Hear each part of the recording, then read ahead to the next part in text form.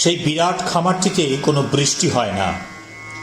আমার কপালের ঘাম দিয়ে গাছগুলোকে তৃষ্ণা মেটাতে হয়। সেখানে যে কফি ফলে আর চেরি গাছে যে টুকটুকে লাল রঙের বাহার ধরে, তা আমারই ফোঁটা ফোঁটা রক্ত, যা জমে কঠিন হয়েছে। কফিগুলোকে ভাজা হবে, রোদে শুকোতে হবে, তারপর গুঁড়ো করতে হবে, যতক্ষণ না তাদের গায়ের রং হবে আফ্রিকার কুলির জামার রক্তে খৌর কৃষ্ণবর্ণ। যে পাখিরা গান গায় তাদের জিজ্ঞাসা করো, যে ঝর্ণারা নিশ্চিন্ত মনে এদিক ওদিক ছোটাছুটি করছে তাদের। এই মহাদেশের মধ্যকার মানচিত্র থেকে যে বাতাস মর্মরিত হচ্ছে তাদের। কে ভোর না হতেই ওঠে, কে তখন থেকে খেতে মরে, কে লাঙ্গল কাঁধে দীর্ঘ রাস্তা কুঁজো হয়ে হাঁটে, আর কেই বা শস্যের বোঝা বইতে বইতে ক্লান্ত হয়।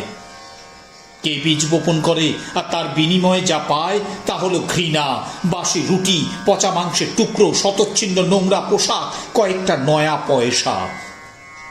আর এরপরেও কাকে পুরস্কৃত করা হয় চাবুক আর বুটের ঠক্কর দিয়ে? কে সেই মানুষ? কে উপরওয়ালাকে গাড়ি, যন্ত্রপাতি, মেয়ে মানুষ কেনার টাকা আর মোটরের নিচে চাপা পড়ার জন্য নিগ্রোদের মুন্ডুগুলো যোগান দেয়? কে সাদা আদমিকে বড়লোক করে তোলে, তাকে রাতারাতি ফাঁপিয়ে তোলে, পকেটের পয়সা জোগায়? কে সেই মানুষ?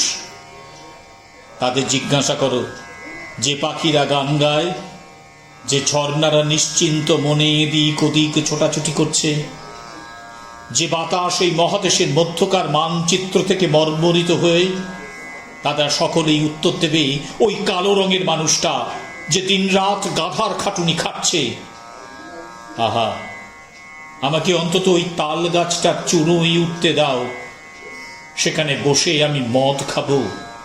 তাল গাছ থেকে যে মদ চুইয়ে চুইয়ে পড়ে, আর মাতলামের মধ্যে আমি নিশ্চয়ই ভুলে যাব যে আমি একজন কালো রঙের মানুষ।